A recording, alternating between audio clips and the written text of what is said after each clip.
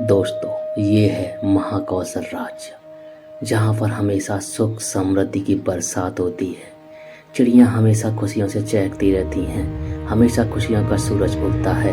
और ये है महाराजा का एक अभेद्य किला, एक ऐसा किला जिसे आज तक कोई भेद नहीं पाया। इसकी दीवारों में शक्ति है इसके मजबूत सैनिकों की और सैनिकों के अंदर भरी हुई बहादुरी की। ये राज्य अभी तक अटूटा है, अजीता है और ये राज्य हमेशा खुशियों से भरा रहता है। यहाँ का राजा बहुत ईमानदार और बहुत ही शक्तिशाली है, इसीलिए ईश्वर की कृपा यहाँ पर हमेशा ही हमेशा बनी रहती है। यहाँ पर कभी दुख नहीं आते, सुख समृद्धि और शांति का जीवन यहाँ की जनता बिताती है। ये है ऐसा महाकौशल राज्य और ये है यहाँ के राजा वीर प्रताप सिंह। वीर प्रताप सिंह बहुत ही कौशल और महापराक्रमी राजा हैं और ये हैं इनकी रानी चंद्रावली। रानी चंद्रावली बहुत सुंदर हैं और ये बहुत ही गरीब परिवार की लड़की थी। इनकी सुंदरता देखकर ही राजा ने इनसे प्रेम विवाह कर लिया और अपने राज्य में ले आए। देखिए, इस राज्य की खुशहाली इसीलिए बनी हुई है क्योंकि यहाँ के राजा और रानी बहुत ही प्रेम से रहते हैं। इस राज्य में एक ऐसा कमरा है जिसे कभी खोला नहीं गया। बहुत दिनों तक एक कमरा बंद रहा जिस पे हमेशा एक बड़ा ताला लगा रहता है।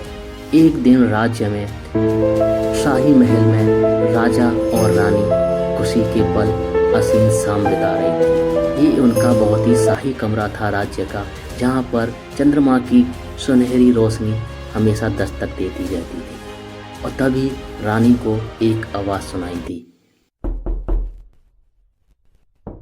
इस तरीके की एक आवाज़ उसी कमरे से आ रही थी जो हमेशा बंद रहता था।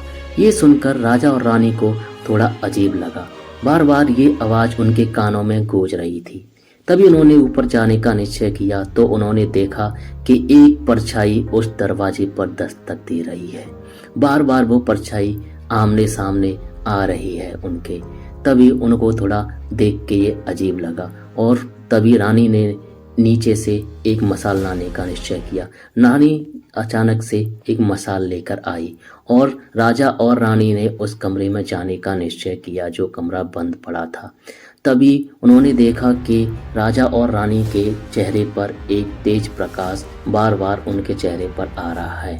बार बार एक तेज प्रकाश उनके चेहरे पर आ रहा है, जा रहा है, आ रहा है, जा रहा है। ये देखकर उनको कुछ अचंभा सा महसूस हुआ। ये प्रकाश उनकी आंखों को चकाचौंध कर रहा था। प्रकाश जैसे ही बंद हुआ, अचानक वो ताला टूट गया जो सदियों से बंद पड़ा था महल में। ये देखकर राजा और रानी उस कमरे के पास गए। उन्होंने अंदर जाने का निश्चय किया। अंदर देखा तो एक अजीब सी रोशनी बिखर रही थी। जैसे ही राजा और रानी उस कमरे में गए, उन्हें कुछ अजीब सा महसूस होने लगा। राजा और रानी ने देखा कि कमरे के अंदर एकदम शांति फैली हुई है। तभी राजा और रानी ने कमरे के अंदर थोड़ा और जाके देखा तो उन्हें एक अजीब सा शीशा दिखाई दिया। शीशा में राजा और रानी की परछाई दिखाई दे रही थी। तभी राजा और रानी ने देखा कि अचानक से वहाँ पर एक साया निकल के आया। ये साया एक भूतिया किस्म का साया था, एक बुजुर्ग की आत्मा जैसा लग रहा था। ये देखकर राजा और रानी हल्के से डर गए।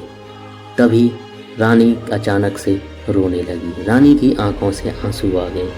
ये राजा देखता रहा कि रानी आखिर रो क्यों रही है। मैं उसके साथ हूँ फिर भी रानी क्यों रो रही है। राजा ने रानी से पूछा, क्या तुम इसके बारे में पहले से जानती हो? राजा को कुछ शक होने लगा। तभी रानी ने कहा, हाँ, इसके बारे में पहले से जानती हूँ।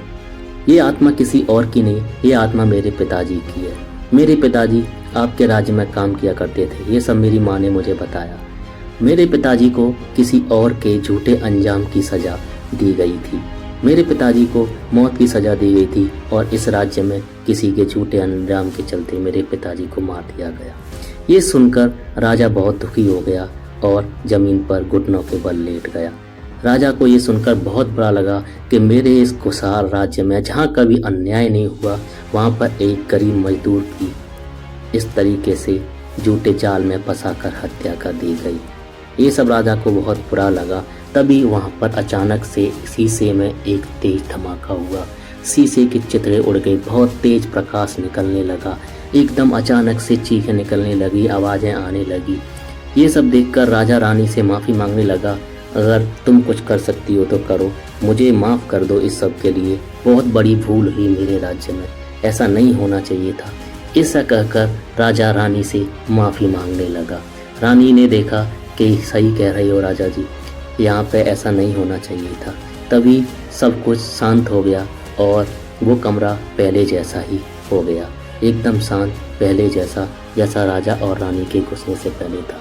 दोनों कमरे से बाहर आ गए और उस कमरे पर फिर से पहले की तरह ताला लगा दिया गया और दोनों राजा और रानी वापस अपने महल में आ गए।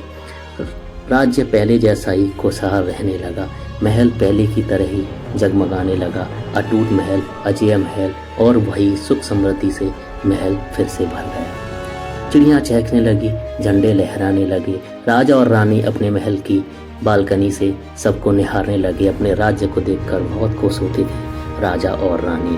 और फिर वही दिन खुशियों के लौट आए, राजा और रानी अपने महल में खुशियों से जीने लगे, उनका हृदय बहुत ही शांत रहने लगा, उनको अच्छा लगा कि उन्होंने माफ़ी मांगी उनकी इस गलती की, उनसे जो गलती हुई थी। दोस्तों, ऐसी वीडियो देखने के लिए चैनल को सब्सक्राइब करें और लाइक करें।